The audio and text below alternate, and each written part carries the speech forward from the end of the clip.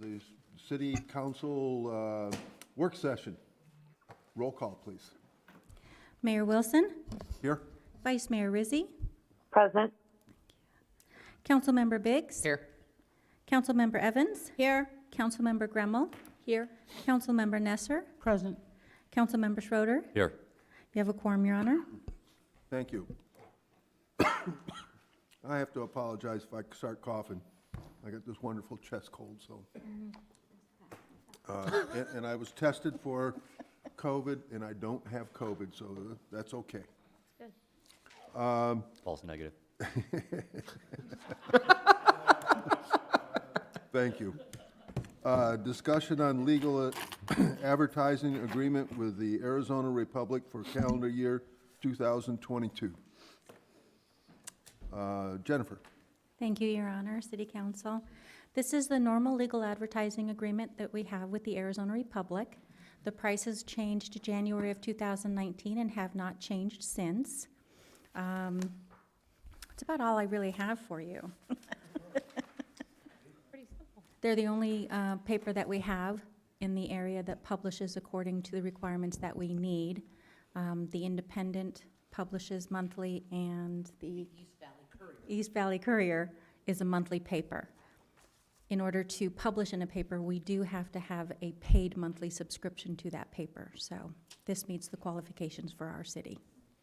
And Jennifer, this is required still by state law, correct? Yes, And is it on the consent agenda? for tomorrow consideration evening. Tomorrow, okay. Mayor?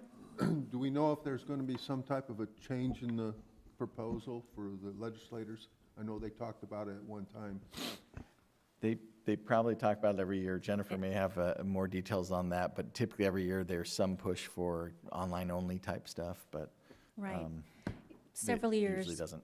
Yeah, several years, they've tried to change the legal publication requirements to an online service and then your city website. The newspaper has too many highly paid lobbyists for that to occur. We may see it sometime in the future because of the paid online subscriptions, but not yet. Okay, I have a question. sure. Jennifer, I'm just curious, why do we have a contract with the Arizona Republic? I mean, anybody can advertise anything and you just pay your fee, so why do we have a Within contract? state statute, it says that you will contract for certain contracts for publications of notices. They say that you can call it the paper for the city or the paper for the county, but it is required by, Joel, correct me if I'm wrong, are we still required by statute to have a contract with a legal publisher, correct? Or Yes, not? you are, and also gives you the opportunity to, if they fill up, and if you don't have a contract, they might say, sorry, maybe next week we'll get to you. Whereas with a contract, they can't do that to you. Okay, And we lock into rates. okay. Anyone else have any Yeah, other? Jennifer, I do have a question. So I was taking a look at the various zones that are on here. It looks like there's like 20 different ones. Do we then only advertise in zone 11, or does that matter? Zone 11, that's, and we get Mesa. So Zone 11 covers Mesa, Casa Grande. I haven't seen the map for a while, but it covers several cities, but that's our zone of publication. Okay, yeah, it looks like it goes from Gold Canyon all the way out to basically the 101, so quite a distance. Quite a huge cover. When we publish, we try to publish on the most affordable days, but we do publish, when we do the publication for 4 consecutive days, we do hit a full run classified in the Arizona Republic. So we make sure that we hit that full run.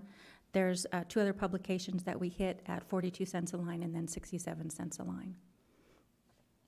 So when the public sees us read something by title only and things, this is a part of that as well, if memory serves. There's publishing requirements that help to limit what actually gets published versus if we didn't do something like that, correct?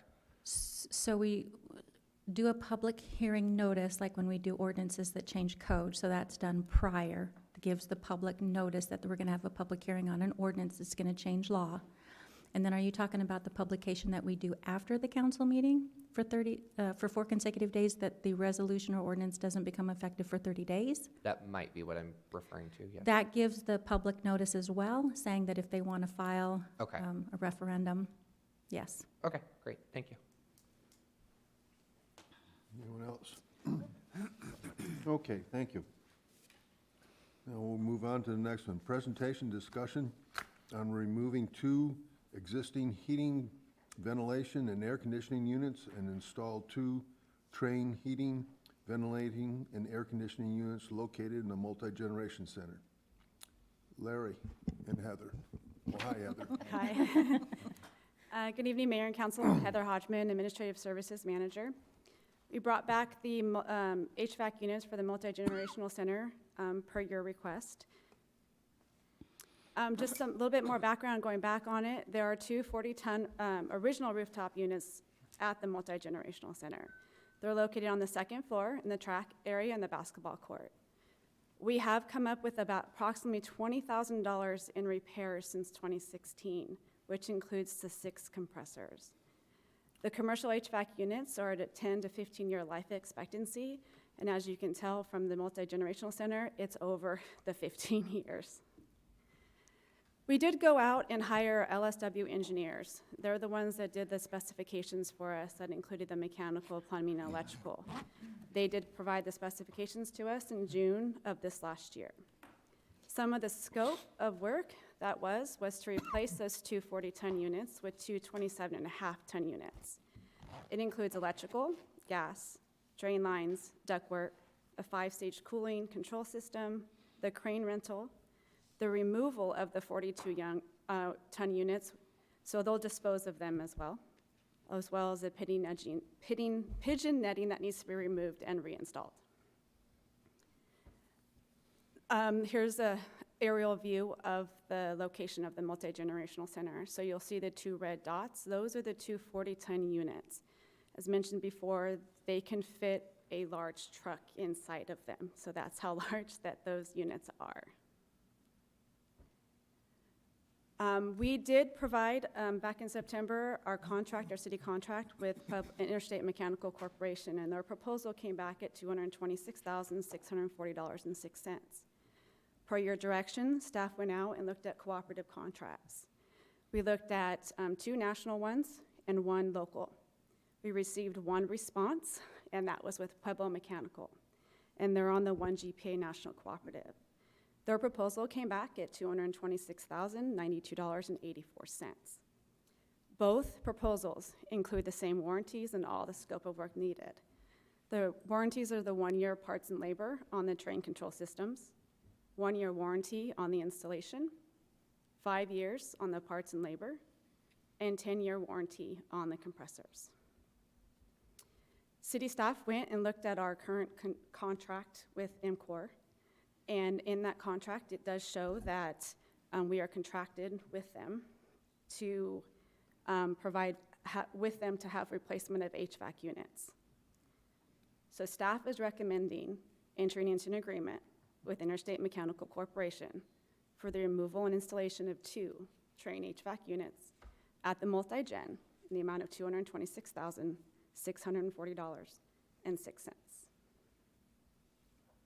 Any questions? Your Honor, I have a question. Yes? Heather, just for clarification, you said that these 2 units, these are 2 original units.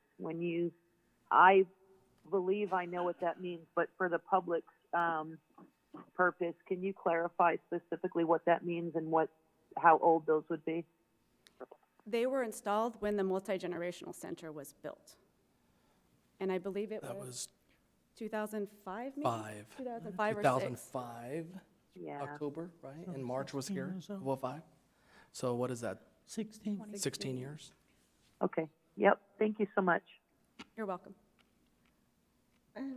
Just one question. Your map that has the year on it, can you go back to that? Okay, so we still have some other units that are the 2003, 2004. Are they slated to be replaced, or are we just waiting for them to die and then replace them? We actually have a citywide HVAC 10-year plan. Good. And within this budget year, we have several units that are on there for replacement, and I can't tell you if they're just at the multi-generational center, but we're trying to be proactive and make sure we're getting these on every single year for our budget. Okay, so we're replacing the oldest as we can, Correct. basically, but, you know, because this was the same year, same kind of time frame. It's like, then you start getting scary. It's like, how many of these are gonna go at once? Right. Thank you. You're welcome. Your Honor. Yes. Can you scroll back to the scope of work? It's, I believe, right there. It's my understanding that these units will also be equipped with an air purifier system. So, and then because of this upgrade, it kind of falls into a qualification of monies being used that were given to the city to use for these type of applications. Yes, Mayor and Council, that's correct. So the real relationship and qualifying for some of the federal funds that we're receiving, the ARPA funds, is that this also provides the air conditioning for what could be in emergency situations, what do we call it, Liz? So A this shelter, su- emergency shelter? It's an emergency shelter. It Or- has bathrooms, as Liz is coming up. This year, this Or- summer, there was a fire in Superior near Miami, and we were at, Yeah. and Liz can explain it, yeah. So again, those are two little separate situations, but the ionization that this air, so it brings in more outside air, all of the recommendations that LSW did are so that way for COVID and other viruses, other things, this is part of the COVID mitigation. And so in checking with our finance director, Leslie, it does qualify us to use the ARPA funds rather than general fund monies. Does that answer your question? Yes, and I was Okay. going to kind of full circle that if it wasn't for those upgrades, it may not qualify for those monies, and in turn, it would cost the city more money Right. out of the general fund than what it would if we had to put in our share. Anyone else? Thank you. You're welcome. Your Honor, like the last item, we also have it on for consent tomorrow night. Right. Thank you, Heather. And presentation, discussion on professional services agreement for municipal court criminal and indigent defense. Indigenous. Good evening, Mayor and Council. A. Douglas Asota, presiding magistrate for the City of Apache Junction Municipal Court. At this time, we're requesting the approval of two attorneys at this point in time, Ms. Broughton and Ms. Nicely, for public defender services. The U.S. and Arizona constitutions obviously require appointment of legal counsel for those who cannot afford an attorney when they're charged with a crime that could result in jail time. These attorneys will get the same contract amount as what they had before. They're finishing 2-year terms. So it's be $22.25 per month each. That totals $26,700. We had 3 attorneys at the present time, but I've done some number crunching, and it's my determination at this point in time that we really only need 2, and we can save the city that extra contract at this point in time. Obviously, at some point in time in the future, when annexation brings the case numbers way up again, then we may have to consider it at that point in time. But at this point in time, I think it's prudent to save the city some money and just have the 2 contracts at the present time. So I'm asking for these 2, Ms. Broughton and Ms. Nicely, to be re-upped on their contracts and get approval to sign their contracts. If anybody has any questions, I'd be happy to answer them. Your Honor. So you had said that it's obviously legally, we're required to have public defenders for those who can't afford them. So that does actually come out of city dollars because it's our own city court as Yes. opposed to county dollars or a larger entity. Correct. Okay. Correct. So are these 2 individuals just people that are working for us full-time, or are they on an as-needed basis if we do need them? How does that work? No, they're part-time. They receive up to 165 cases each, and then they handle it till conclusion, whether it's a trial or a pretrial conference or however many appearances it takes. They don't do a lot of trials. Most of it ends up being pretrial conference work. They also do advisory council work. We have them there 4 days a month, especially for all the people that are in custody. And every Wednesday, we have all the ones that are staying in custody come in, and they need the help of the public defenders also. They work in the role of advisory counsel, so they don't get full appointments on those.